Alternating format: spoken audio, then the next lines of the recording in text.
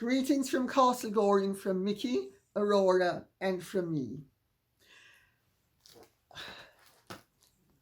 Yesterday's video was posted unexpectedly, and the video that should have gone up yesterday is going to be posted today. But before it's posted, I thought it would be desirable to read out 3 comments and make a short comment myself, because, as I'm sure some of you will be aware, there has been an infestation of bots. Unfortunately, decent, innocent people have also got caught up in it, and some of whom have, I am sure, been led down paths possibly that they would not ordinarily travel down. And there are also the others who have been extremely supportive. And I'm going to read out 3 comments, and then tomorrow I will address this and other subjects to do with the Queen's death and the new King's reign. But Ilana Wilkins says, so many in a rage over Lady C announcing the Queen's death and the medical reasons why. Ilana Wilkins, actually, I didn't announce the reasons for the Queen's death. I announced what she had been suffering from. Actually, the 2 things are slightly different. Very often when people have chronic conditions, something else intervenes. So I haven't actually announced the cause of her death. I think it comes down to a matter of trust. I've been subscribing for a long time now, and something important to note is that Lady C doesn't spill information out based on emotions. Thank you, absolutely correct. Behind her statements, you will find research and forethought. Absolutely correct. Thank you for noticing. To accuse her and unsubscribe when you do not know the facts is, big block capitals, highly emotional and not fair to her. Ilana Wilkins, not only is it not fair to me, it is not only highly emotional, it is irrational. But I get that people, when they are upset, can behave irrationally. And one needs to make some accommodation for that fact.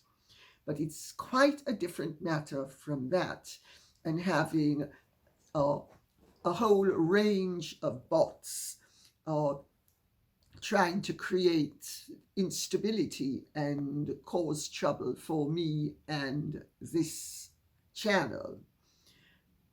They've taken the opportunity, and regrettably, some people have run with it emotionally. Anyway, to continue, I've come to trust her judgment. Thank you very much. And I feel comfortable with her statements, knowing she thought long and hard about what she said and why. That's my opinion. Thank you so much, Ilana Wilkins. Yes, I did think long and hard, but we will come to this in a moment.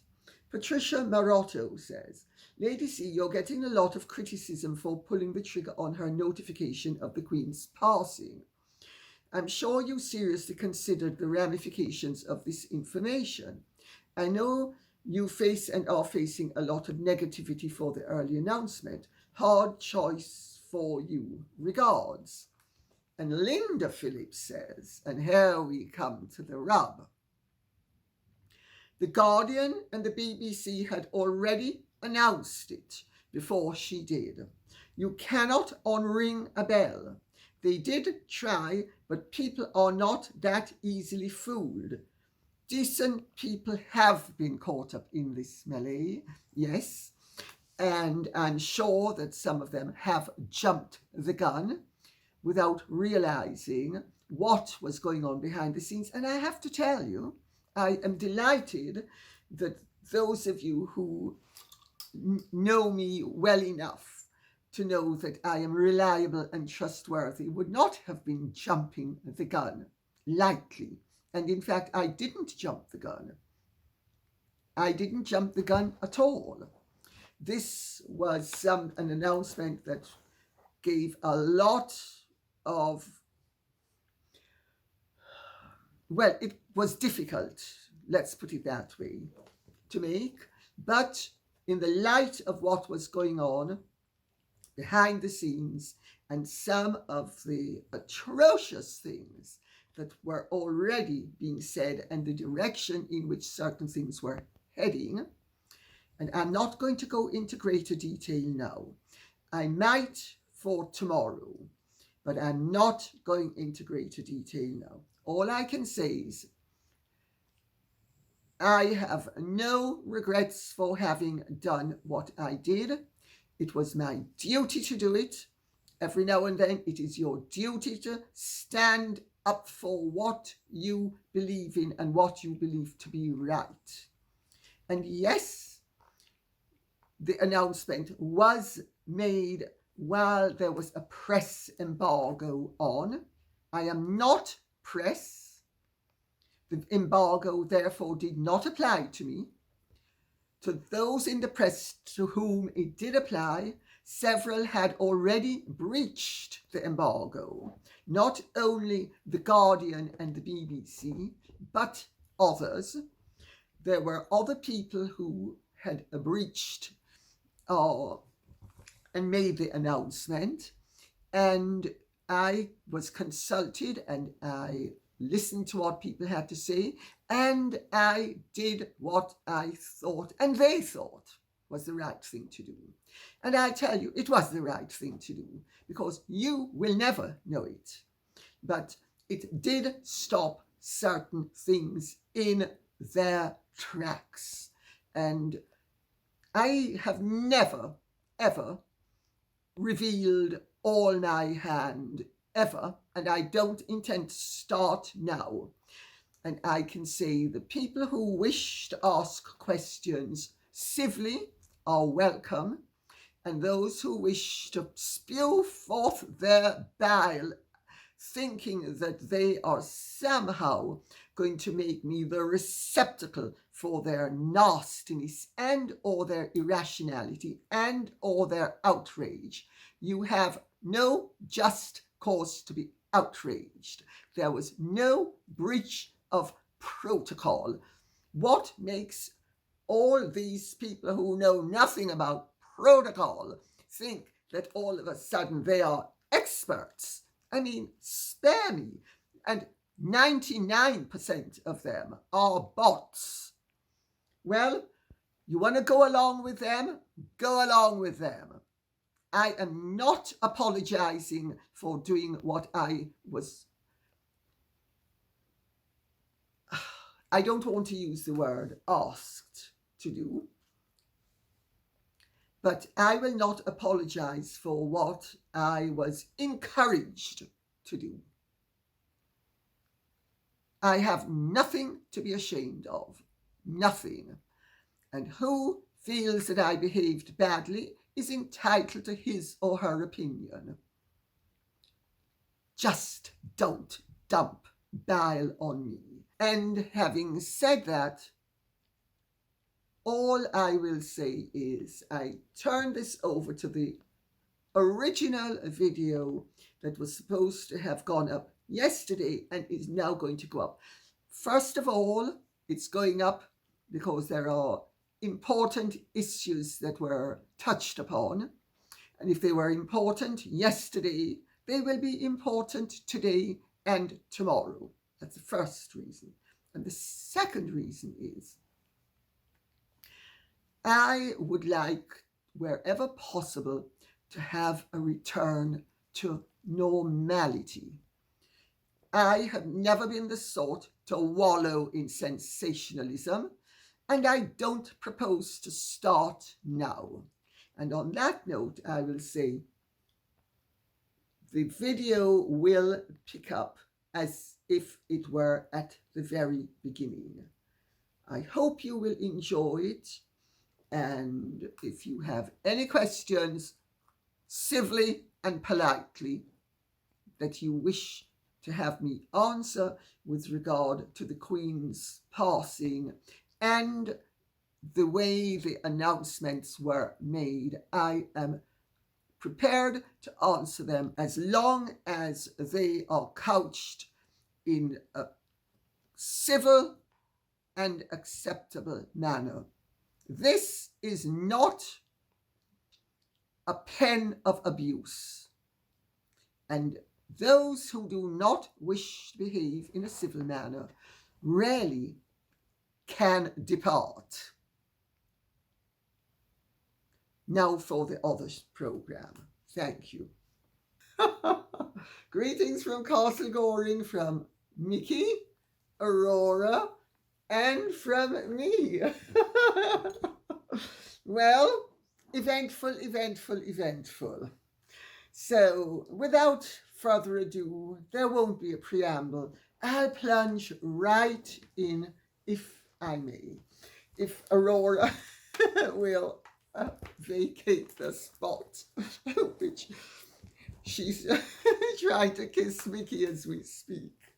So, Army Wife says, Lady C, what do you think about German taxpayers being made to pay for Harry and Meghan's travel to and from Dusseldorf on a state-owned, taxpayer-funded Lufthansa jet when their visit was as private citizens?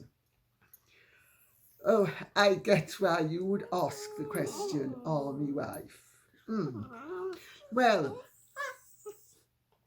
I think, being entirely serious, it's actually perfectly correct that the German state would offer Harry and Meghan the use of a state-owned and taxpayer-funded jet for the trip to and from Dusseldorf.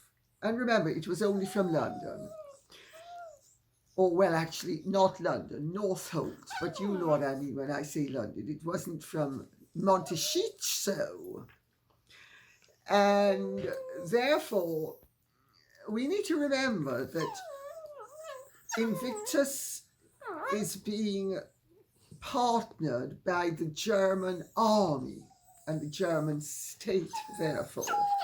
So I think it is entirely reasonable that they would have been extended the courtesy. Well, they Israeli Harry and Meghan is a tag-along, so I don't know that it would have been extended to her. In fact, I'm pretty sure it wouldn't have been. Of course, their visit to Dusseldorf has had all of the patina of a pseudo-royal tour with the red carpets. But then again, lots of official people are given red carpets.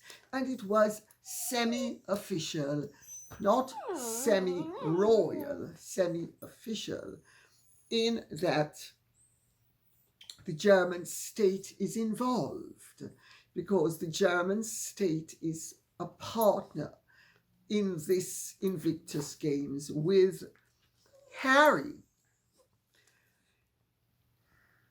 It begins to become obvious why Harry and Meghan do need to be stripped of all of their remaining patronages that have anything to do with the British state. Because the fact of the matter is, the British state is the one that assisted him in creating the Invictus Games at a time when he was a working member of the royal family.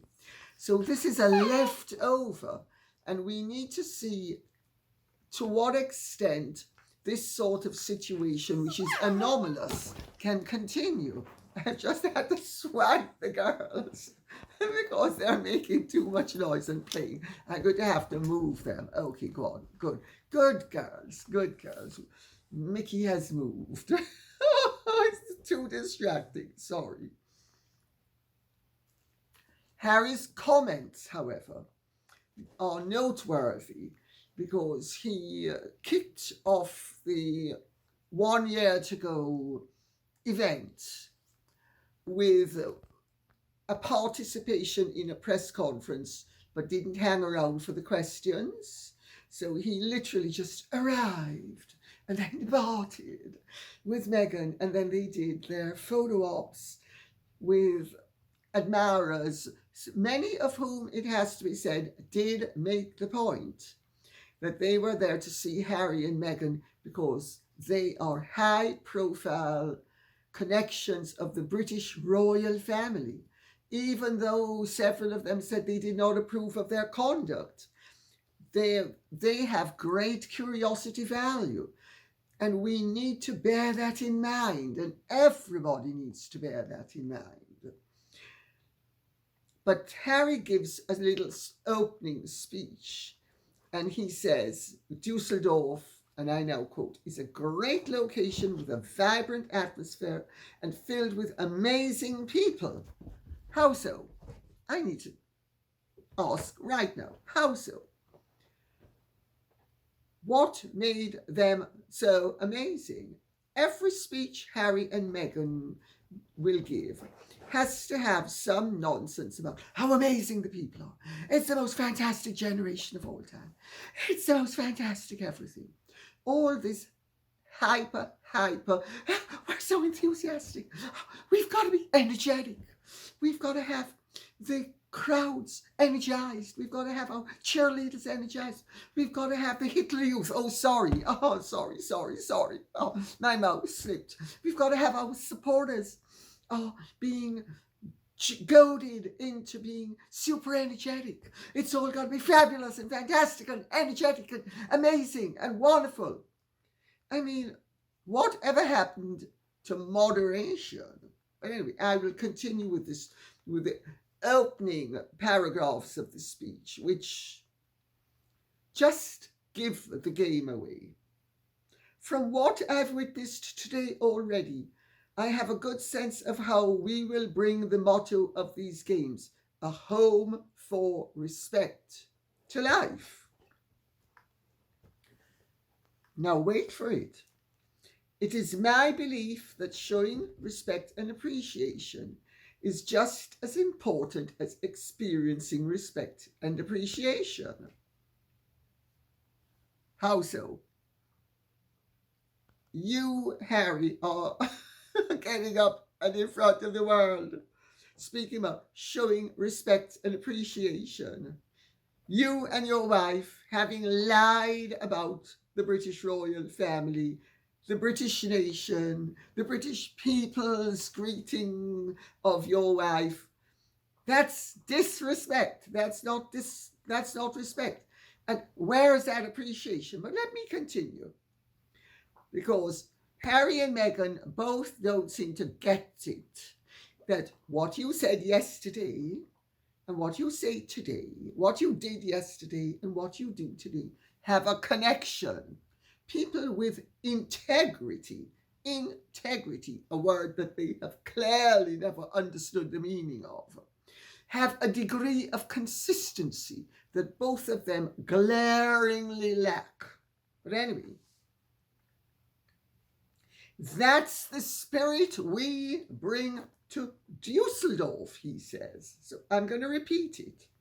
It is my belief that showing respect and appreciation is just as important as experiencing respect and appreciation. That's the spirit we are bringing to Dusseldorf. No, Harry, that's not the spirit you and Meghan are bringing to Dusseldorf. That might be the spirit that already exists in Dusseldorf, but you can lay no claim to bringing it along with your little bag of tricks. I mean, these people are hazardous. They are truly hazardous. The difference between Harry and Meghan and everybody else is that they lay claim to what you have and make it their own. It's called displacement and projection. It's just beyond belief. Just beyond belief. Anyway, more than that, I don't think I need say. And Moifa, I think it's a New Zealand Maori name. She is a lady who is often in contact with me and I with her. So I'm going to read out what she says. She was not speaking to disadvantaged youth. She's now speaking about OneYoungWorld and Meghan and her breathy speech and how wonderful she is. I've just got to tell you that I'm just so honored to be here because I'm just such a special person and everybody's got to acknowledge it because I'm just the most unique and special person on it. I'm so humble and honored to be here that I'm going to honor you with a diatribe of BS. Anyway, she was not speaking to disadvantaged youth. She was speaking to young, aspiring CEOs and corporate cadets with their eyes on the prize, quote unquote, just like Meghan. It is not surprising that she refers to her time attending previous conferences, just like them. If she attended in her mid-30s, then many in her audience may not be spring chickens either. Oh, madam, I have to interrupt. Meghan's young. She's 40-something. Youth nowadays lasts till you're 80. Yes, it does. And when she reaches 80, it's going to last till you're 120. Wait for it. We young people of 80. Anyway. In her audience may not be spring chickens either. They have to pay $4,000 to attend, not including accommodation, etc. God help us if the goal of that organization to invite her to be a keynote speaker is to generate an army of Meghan clones. Shades of Hitler Youth Rally, but thankfully less well attended. Yes, a lot of Meghan's game plan is already down pat from the 1930s, including the use and abuse of propaganda and things like having what is effectively a political rally posing as a charity and having people standing saying to the cheerleaders, supporters, more enthusiasm, more energy. You've got to be more energetic. So that when Harry and Meghan come, as when Adolf Hitler came, or all of the other Nazis, they were greeted by tremendous enthusiasm. Because everything with people who are not moderate has to be over the top. It's a sign of a problem to be so immoderate, so over the top, so enthusiastic. But yes, it does have shades of a Hitler Youth Rally. Ominous, deeply ominous. Forest Nymph says, I heard that OneYoungWorld recruited seat warmers for the event because it was kinda empty, and no wonder at £1,000 a day. Yes, that's accurate. I checked it out. It was not well attended, so they had to get bums on the seats that were gifts.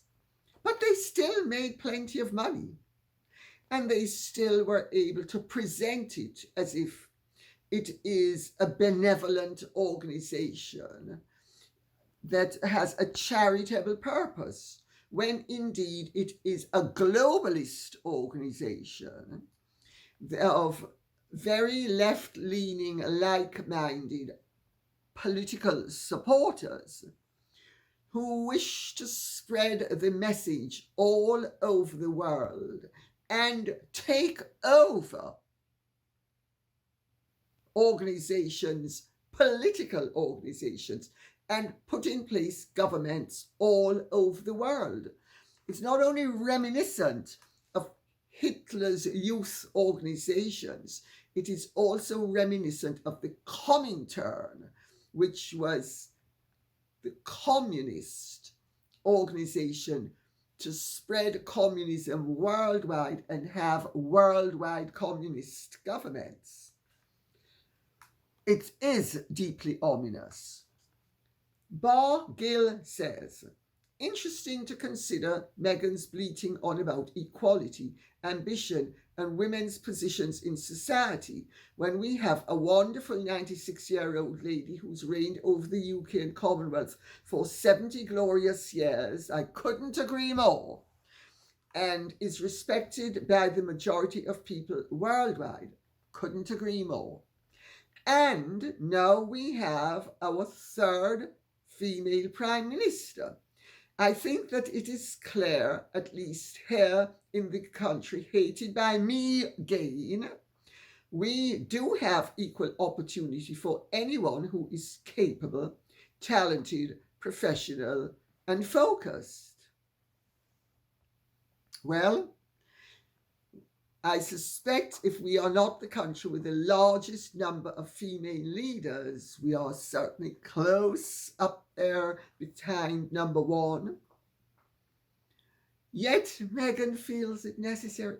I've got to go to England and give them the benefit of all my experience as a former actress of Suits and a star. And I've got to kick over all those creepy traditions that these jerks have. One avocado and trip to the beach at a time solves all problems. And come here, Harry, it's time for your little PJs. Yes, it is. PJs, pajamas. Yes, go on, put on your pajamas, yes. And then we'll see what else we have in store for you, because I'm a feminist and I do things in a feministic manner. Gotta keep my prince happy, except when I want to keep him miserable, with variable reinforcement. Yes, well, I don't think that Meghan has anything to teach us, the British people, do you? I think that was your message, Bar Gill, and I couldn't agree more. And what was interesting is that not once in the speech did she mention feminine equality and all of what she was supposed to be there for. It was all about, oh, I'm so wonderful, I'm so modest. You know, I couldn't believe that I was at the top table when they asked me to join OneYoungWorld, even though Gina Nelthorpe Cowan is the one who organised it, and they never heard of her. And Gina Nelthorpe Cowan had to twist arms to parachute her in, but now it's not that she paid Gina Nelthorpe Cowan to get her invited. It's that they reached out. Everybody reaches out because they're just so fabulous.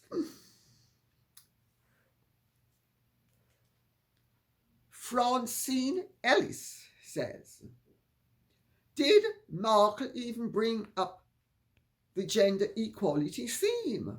I don't recall that she did. I listened to all 7 minutes of the speech, and I did note many eyes. I'm an eye specialist. I'm a wonderful person. I'm modest. I'm marvelous. I'm modest. I'm marvelous. I, and I have the most fabulous husband on earth. But I didn't pick up anything about gender equality. However, I suppose Meghan is the living embodiment of how equal a woman is to a man. Well, in fact, how superior she is to a man, because with her natural wiles and her natural attributes, she manages to get what no man could get. That's superiority. That's not equality.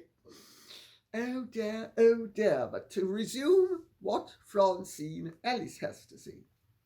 As a woman whose only talent is seducing, bedding, and exploiting well-connected members of the opposite gender, in her continuing quest to find even better well-connected prospects of the opposite gender, she has absolutely no business addressing or representing the topic of gender equality, unless it is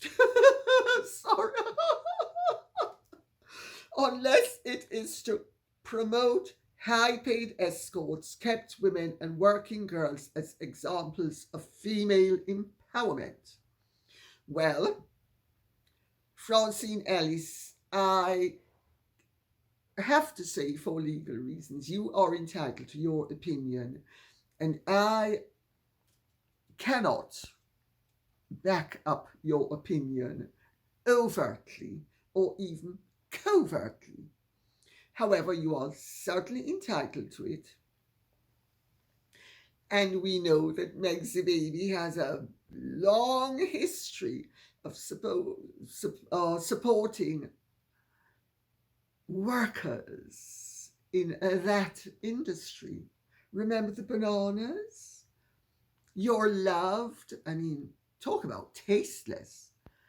Telling a worker of that description that you are loved. They are selling a facsimile of desire that everybody knows is fraudulent. And she said, you are loved? Loved by whom?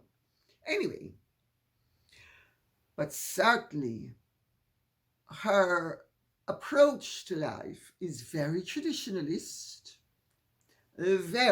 She kicks over traditions, maybe because she doesn't want anybody else using her ploys and wiles to get to where she has got using them. Because I don't see that Meghan has a very much to offer in the vertical. Although I understand that Meghan does have genuine gifts, which we will draw a veil over. Doctor Who, Dr. Seuss. Female empowerment speech with no mention of the Queen and the possibility of a female PM. Not sure if she was selected at the time of the speech. She was. Everybody knew she was going to be Prime Minister. No mention of other female leaders from around the globe. Why would she mention them? I'm the only person who counts, Mr. DeMille. Am I not the greatest star of all? I'm ready for my close-up, Mr. DeMille. I am. I'm the fabulous Norma Desmond. Sorry, Meghan Markle. No mention of other female leaders from around the globe. Only just about her. That's right. It's got to be only about me. Me. My name begins with me, and I've got to make sure I never forget it. It's all about me. a person who used marriage as a vehicle to her ambitions. Well, I wouldn't disagree there. She certainly didn't arrive because of her accomplishments beyond the gender orientated, let's put it that way. Erg, I truly hope the young women in listening distance did not follow her example, which is an excellent way to prove the Peter principle. Well, it is an excellent way to prove the Peter principle, because Meghan, however, also proves that perseverance wins the day. Let's never deprive her of credit where it is due. She has persevered, she has applied herself, and she has succeeded beyond her own and everybody else's expectations, using a very slender amount of talent in an overt sense, and a great deal of application elsewhere to achieve her objectives, all of which have been achieved as an object of a feminine desire. She is a classical example of a woman who has used feminine wiles to achieve a worldly upgrade. I don't think there's necessarily anything wrong with that. Let's put it that way. I don't even think that there's necessarily anything terribly offensive about the world's second oldest profession. After all, fair exchange is no bargain and isn't a con. When it becomes a con, when it becomes dishonorable, when it becomes misused and abused, then it's something else again. But I do agree the Peter principle does apply here, because Meghan is a hustler who's, and I'm not going to use the word, her way up the ladder, because I'm not going to say wormed, because I think wormed is not a nice word to use or an accurate word to use in this context. She has worked her way, and let's not forget, she has worked, and she deserves credit for that. However, her talents do not lie in being a world leader. They don't. They lie elsewhere, and I don't even need to say where I think they lie. I'm sure many people have observed where Meghan's talents truly lie. Lie being the operative word in more than one context. Sam Porter says, it's so apt Meghan's grandstanding on a gender equality platform while getting another female journalist fired. Well,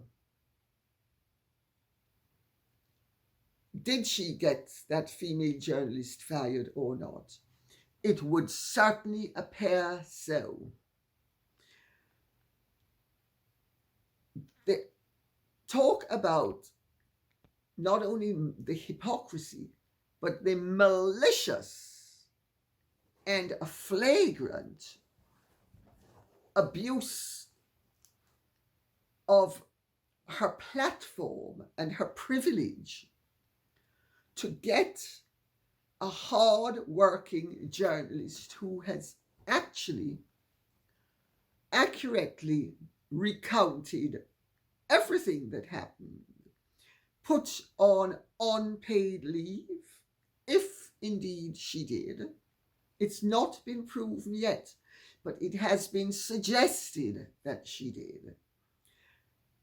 it shows what a dangerous, arch-hypocrite, malevolent, and vicious human being she is. Very, very 1930s conduct. JTSLN says, imagine the optics alone if it is confirmed that the woman who is advertising herself as a leader for women's empowerment and supporter of women of color had actually squashed a black female writer and got her fired from a job because the writer wrote honestly with accurate quotes. Yes, absolutely. Imagine the optics. This is the sort of action that should bring people down if they are guilty of it. And it should elevate the victim if the victim is the innocent victim of such a destructive, malicious, vengeful, and vicious perpetrator. Sheila Perrone says, dearest Lady C, I have so much to say about Harry's wife, but need time to compose myself. But right now I am begging all of the thousands of us that have so far tuned into your video this morning to please email New York Magazine. Tell them you no longer will buy any of their magazines nor read them again for free. Exclamation marks, several. Tell them you no longer will buy any of their magazines nor read them again for free. I repeat it because it's important. I will certainly sign up for anything Lady C proposes to get our message across about censorship and firing honest journalists, or putting them on unpaid leave, which is the equivalent. I am done, big block capitals, with this. It's happening everywhere, especially here in the US. I am from New York and am sickened by what is going on in this country. You should be. If people are being cancelled and muzzled and silenced for doing their job and for doing their job well, it shows that America is replicating aspects of the German state in the 1930s. This is a wake-up call that people need to receive and understand and appreciate and act upon.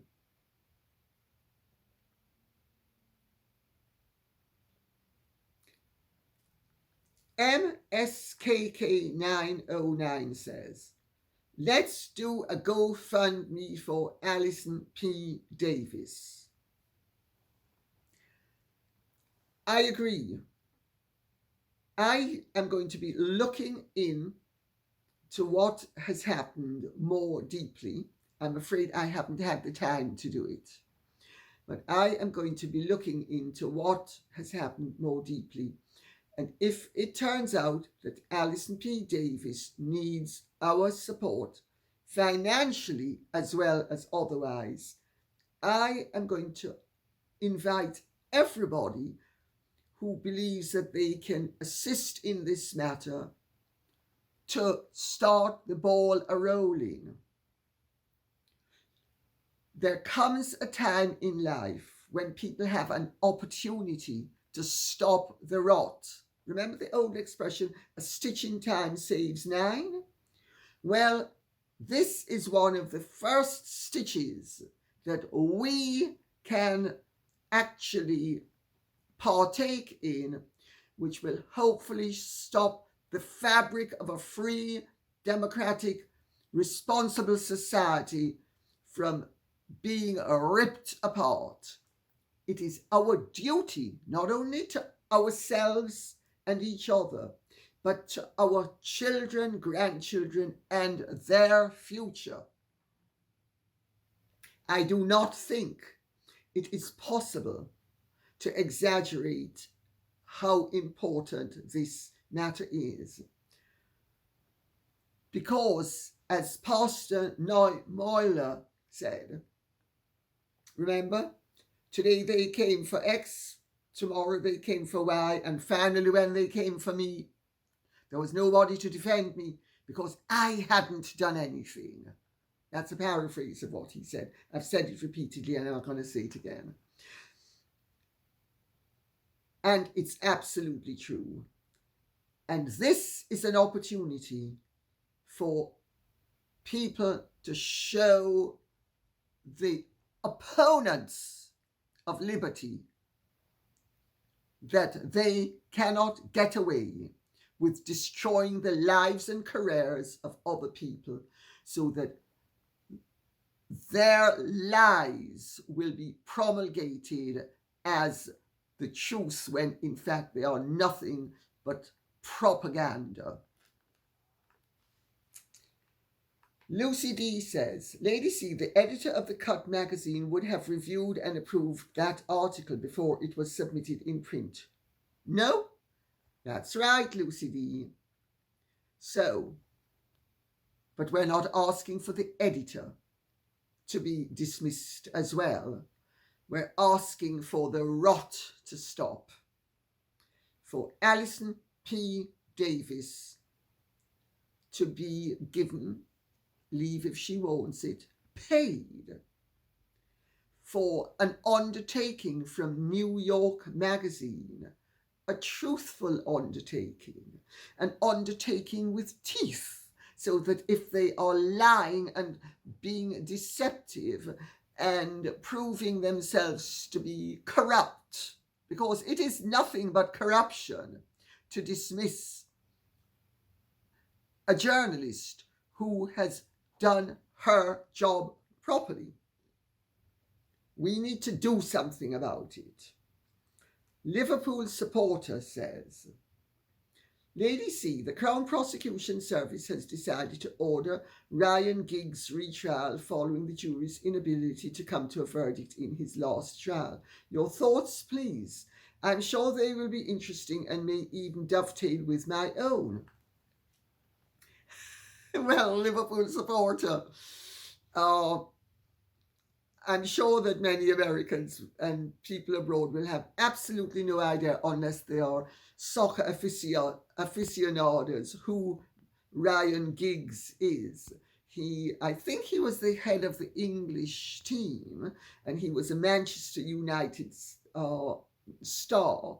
I know nothing about soccer or indeed American football, although my first great love was an American football player. I only ever watched one match. Believe me, no amount of love could have made me watch the second one.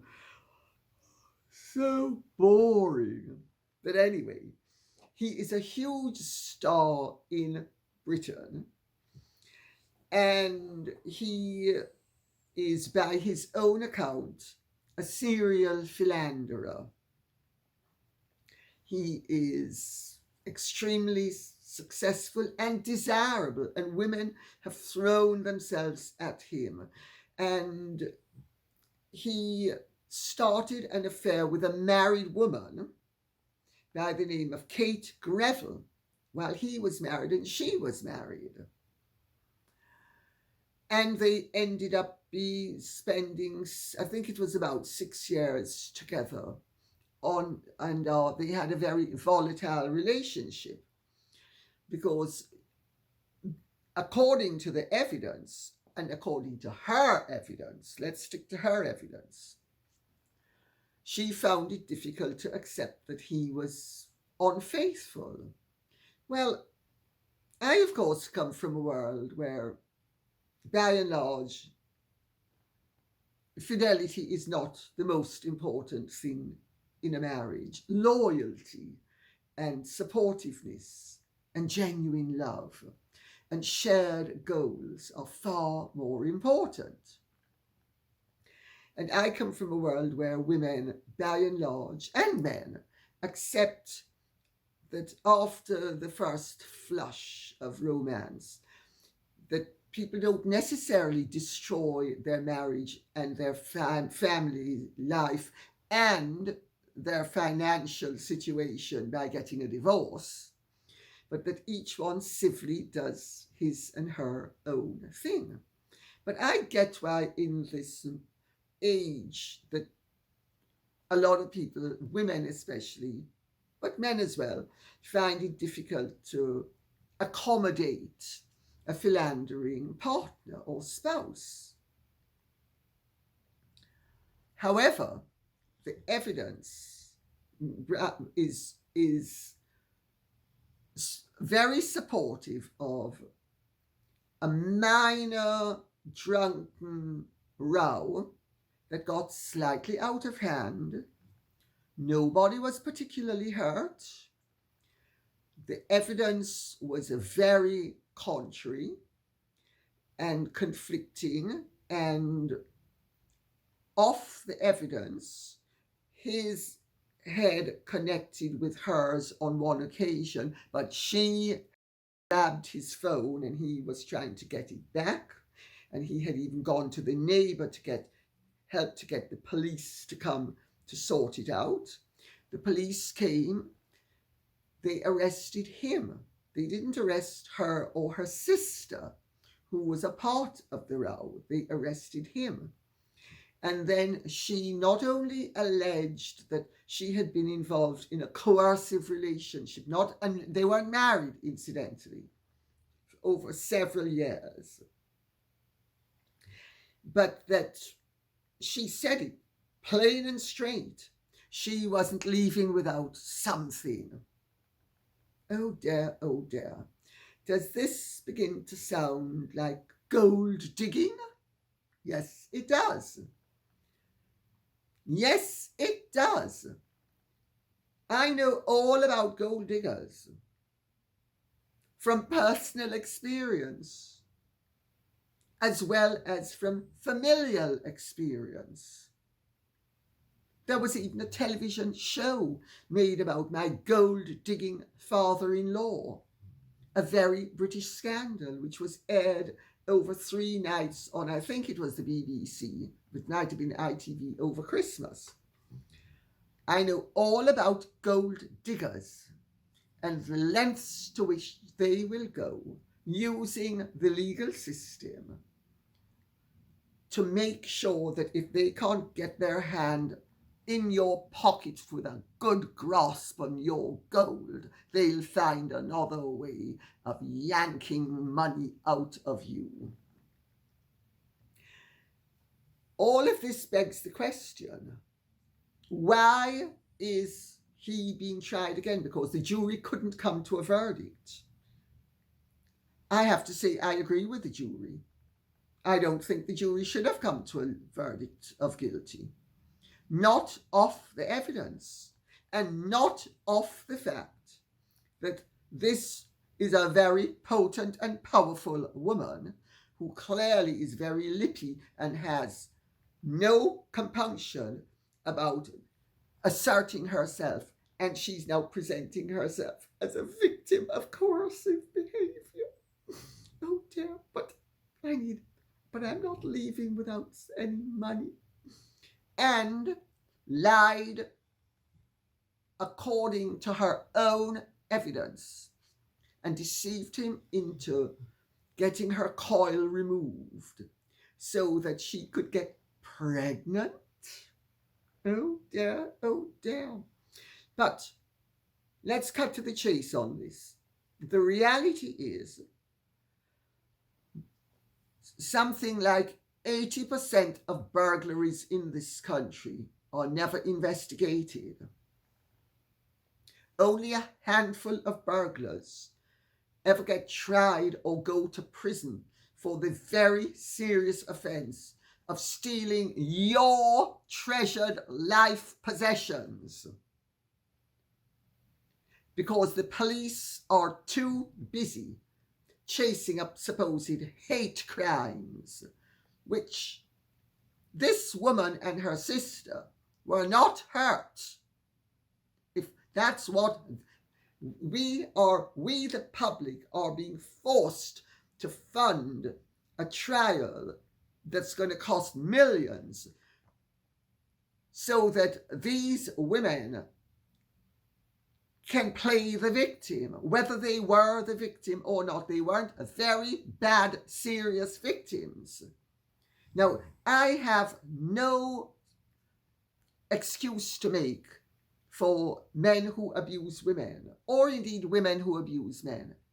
I myself am a victim of marital abuse. So I'm not going to be supporting anybody who abuses somebody in a personal relationship. However, who is the abuser becomes the issue. Yes, there's no doubt that he couldn't keep his trousers zipped up, and there's no doubt that he loved her. I mean, the poetry that he wrote to her and about her was embarrassingly dreadful in literary terms, but very moving in personal terms. That doesn't strike me as a man who is coercive. But as for the assault, neither she nor her sister was particularly hurt. So why is it that people who lose their lifetime's possessions don't even have the police come to investigate the crime, which is a serious crime, and they suffer serious loss? But a woman who is clearly an adventuress and gold digger, and I'll say it clearly, off what she said and did, and I'm going off her conduct. If she doesn't like it, sue me. I'll see you in court. I'm going off your conduct. And she is claiming to be a victim, and the police are, and the Crown Prosecution Service, well, the police are right to investigate it, I have to say. I'm not blaming the police, although they have recommended, but they hand it over to the Crown Prosecution Service, and the Crown Prosecution Service makes the decision whether to proceed with the trial or not. They have now made the decision twice, the first time and now a second time, to proceed with a retrial. For what? Because they had a drunken row? Why should we, the public, have to fund to the tune of however many £1 million something so that the Crown Prosecution Service can make an example of a celebrity? Excuse me. Law and justice is, the scales of justice blind to rank? Obviously not, because the Crown Prosecution Service absolutely loathes anybody who is famous, rich, grand, establishment. They also despise people who sometimes fall out of those groups, but they are an extremely prejudiced organization, and they need to get their act a little bit cleaned up so that public funds and public money and police time are not wasted on nonsense like this. I hope I have made myself clear, and I will reiterate. If he had been abusing her as she claimed, I would not be supporting him. But the evidence shows she is a gold digger who has used all in her power to try to create a scenario whereby she not only victimizes him and abuses him, but also abuses our rights, because we're the ones who are paying for all of this. Of course, if he's found guilty, it ruins his life. It also means that she is in line for compensation. Oh yes, there's where the kick comes in. Chelsea Socialite says, You will not know who I am, but I remember you well from the 70s and 80s, when you were great friends with Charles Delevigne, Ned Ryan, Roddy Llewellyn, John Rendell, and all the members of the Princess Margaret set. Wonder who you are. I would therefore be intrigued to know your take on the disturbing photographs of Charles's supermodel daughter Cara Delevigne strung out before boarding Jay-Z's plane at Van Nuys Airport. Well, I haven't seen Charles for years. I mean, Charles was crazy about one of my son's godmothers when we were all in our early 20s. That's a long time ago. And yes, I was very friendly with Charles and with Ned, and I was friendly with Roddy. We used to go on double dates with John Rendell and Liz Brewer. And John and I remained close friends all his life. He died a few months ago, and I was at his funeral. He's the one who wrote A Lion Like Christian, to those of you who the name might ring a bell. Well, I'm delighted to see that Cara is a dog lover. She had the dog with her. I'm also sorry to see that she was in such a terribly disheveled state. And her mother was a drug addict, and it looks as if she might have inherited a predisposition to certain substances. I have purposely not made any inquiries about this because I do not wish to invade the space of the Delevigne family. I know from my own personal experience when you have addicts in your family, because remember, my ex-husband and my mother were both addicts. It's very difficult. And if the family wishes to maintain its silent dignity, I think it should be allowed to do so. I understand the difficulties of doing so. Doubtless, they are all very familiar with the 12-step program. Let go and let God. Don't get between an addict and his or her addiction, etc., etc. And if the family wishes to put a dignified spin on things by saying, oh, well, it's not as bad as people think, or she's doing all right, I think we should let them. I feel very sorry for all of them, and I feel sorry for her. She is a lovely looking young woman. She's certainly been a very successful model. She's evidently a very good actress, and I would hope she cleans up her act. But you know, nobody knows the outcome of addiction except they're one of three possibilities: recovery, insanity, or death. There are only three possibilities. None of which is that enticing except the first one, when you are staring an addiction in its face. Mimi Banales says, hola, I'm from Mexico and I have a question, Ms. C. That's super cool. Sorry. Gracias. Would the royals ever take action against her accusations? I personally would love that. Hola, Mimi Banales. What makes you think they're not taking actions behind the scenes? What makes, again, we come back to what I said in the last question. When you're dealing with disturbing situations and people who disturb you, let's put it that way, and people who you have reason to believe are disturbed, it does not behoove you to make a public spectacle of yourself. Let them make public spectacles of themselves.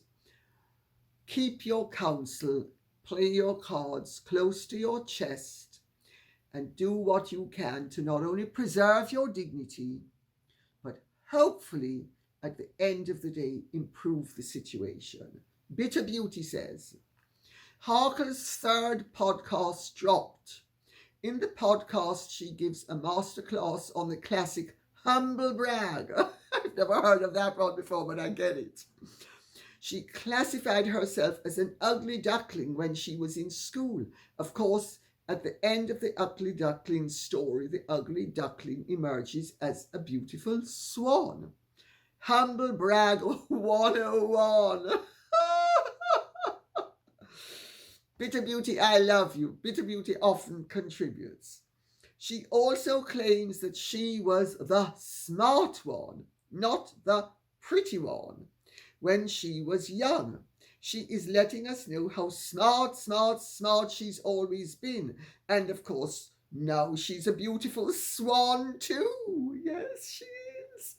You've got it. The humble brag. I'm just so wonderful. Just so perfect. I'm actually a star of Suits, and now a star of the world.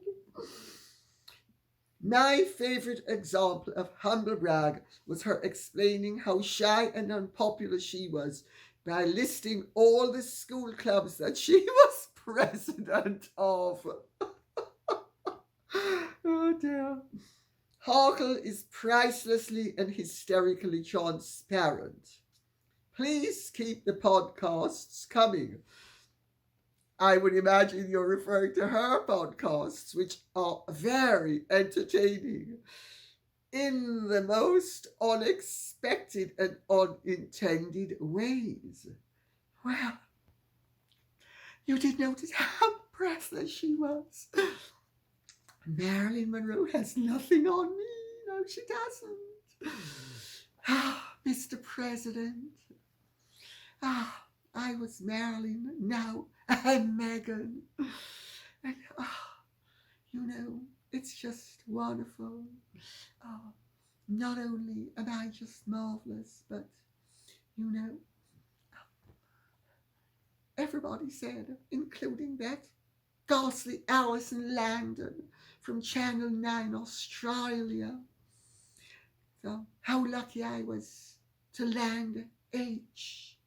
And I've just made it clear to everybody that H feels lucky to have landed me. And me again. Me. Well, of course, much of the podcast is about how wonderful Meghan is and how marvelous and how, you know, deserving of pity and sympathy. Because when she was young, she wasn't only an ugly duckling, and she really was ugly.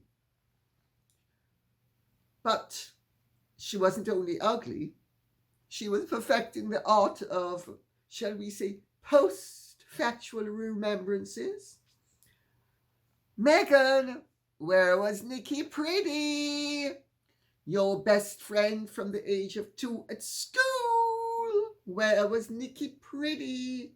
Every day that you couldn't see anybody because you had to have lunch on your own because you were so unpopular.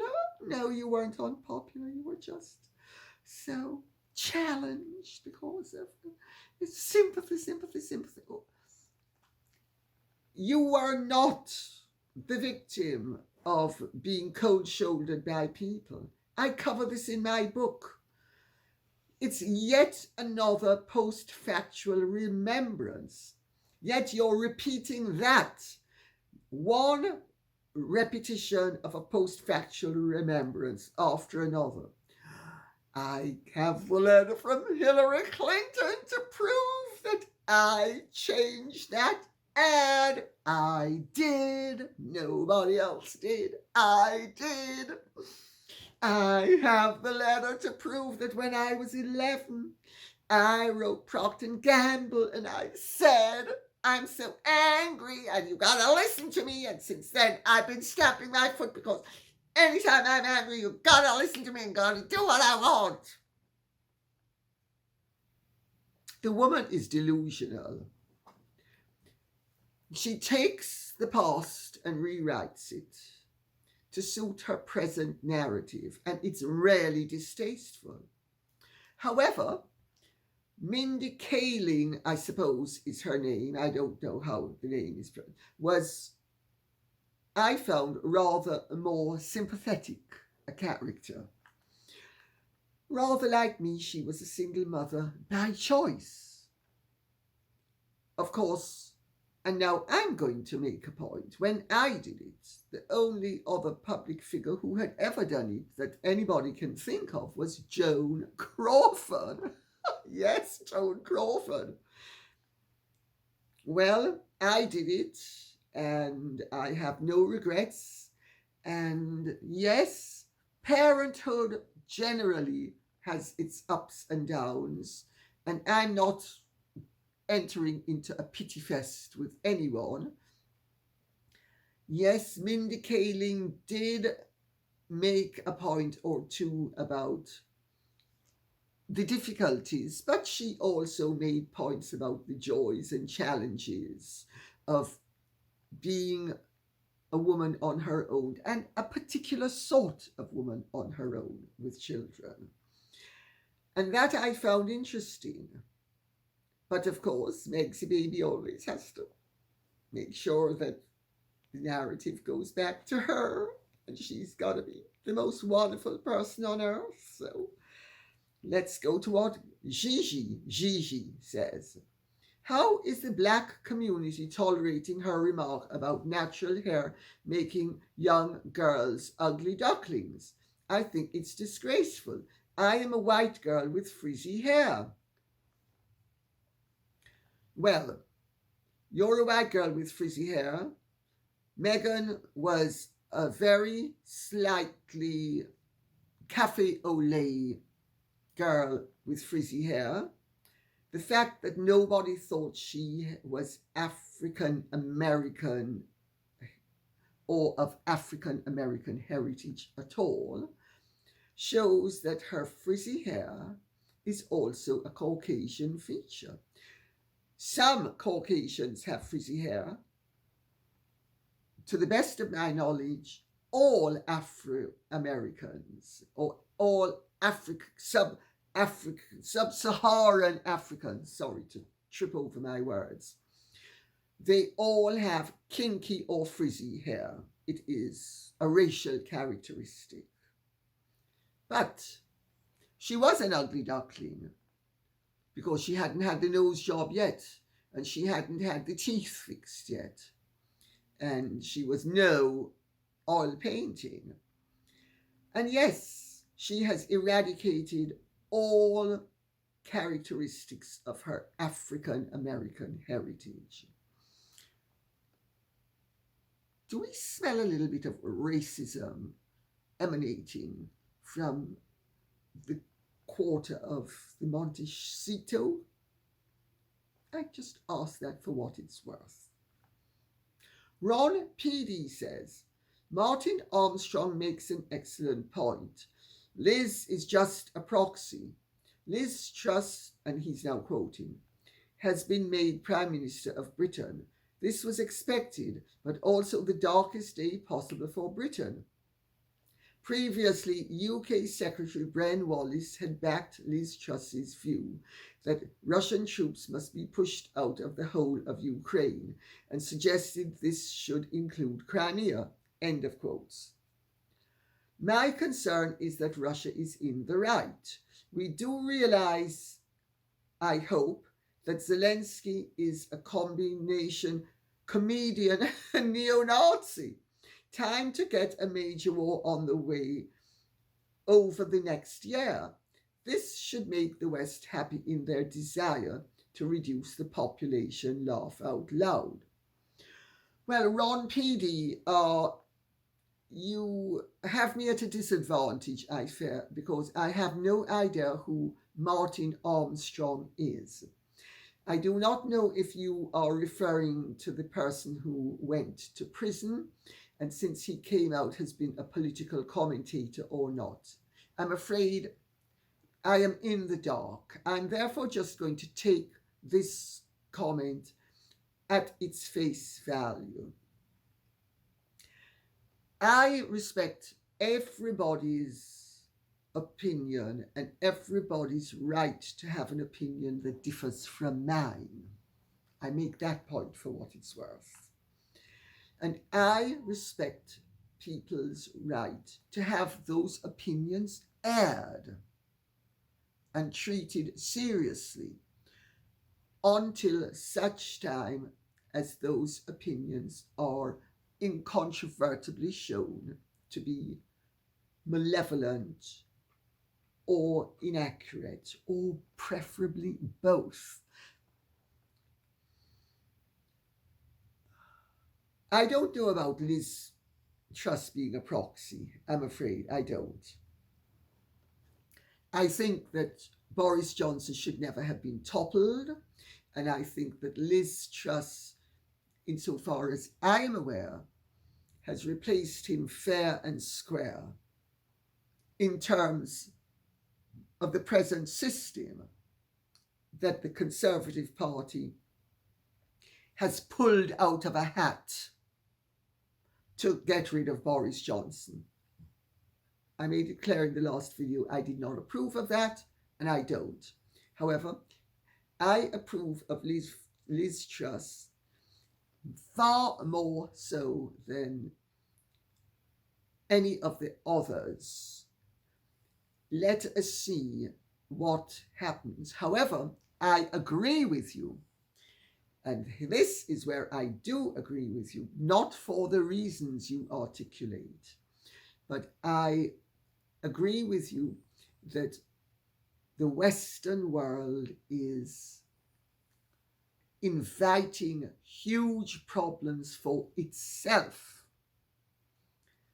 by not resolving the Ukrainian situation quickly and with respect for the rights and of the Russian state in terms of previous treaties. Now, I am not saying for a moment that I agree that Putin should have invaded the way he did. However, I am saying, and I will refer you to Professor John Mersheimer of the University of Chicago, who is the world's leading, and he is an American proponent of the political school of realism, that the West, and in particular the United States, with its willing allies, has been provoking Russia for the last 8 or 9 years over Ukraine, and completely ignoring Russia's valid rights and concerns with regard to Ukraine ceasing to be a neutral power and becoming a satellite of the American state and the European Union. It does not benefit the Ukrainian people. It certainly doesn't benefit us, the British people, or anybody in Europe, to have this situation continuing. It does profit the American military-industrial complex to have this situation continuing. But it benefits no one else.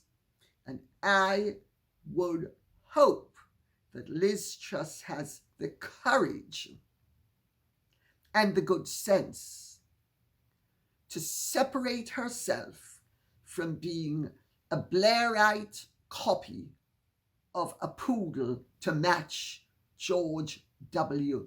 Bush's antics. because what is happening in the world at the moment is disastrous. We are looking at the possibility in Europe at a very cold winter. We are looking not only at the possibility of people freezing to death, but massive rises in energy bills. We already are suffering from massive rises in food bills as well. Our energy bills have gone up by more than double. I can tell you that because I pay the bills. What is the benefit of it? They say, the West says, the benefit is to hit Russia so hard that Russia will be forced into an ignominious, and they don't use the word ignominious, but that's what they mean, agreement, a peace agreement. They didn't learn their lesson in 1918, did they? The Treaty of Versailles. They didn't learn their lesson then. They're repeating it 100 and something years later, 104 years later. Stupidity, lack of foresight, lack of historical knowledge, delusional power grabbing. The reality is, we in Europe will suffer increasingly. The American people will suffer very slightly or not at all, because America is too far away and too large, and its adventurisms, its mistakes, its didacticism does not ultimately impact upon the American people. Therefore, the American state, is never called to account by the American people. That is the best case scenario. The worst case scenario is we end up in a third world war, a nuclear war. For what? So that Russia's reasonable, and I'm gonna say it, reasonable requirement that it does not have European Union / American missiles pointing at it from Ukraine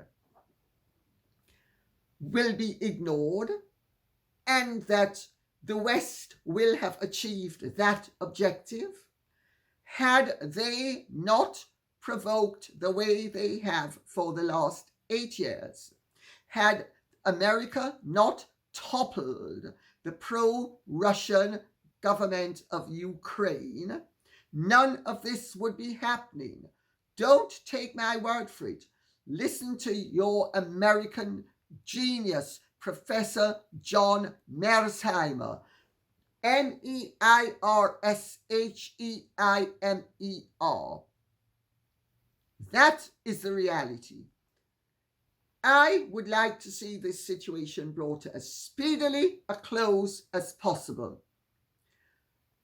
And that doesn't mean dragging it out for another year, 2 or 3.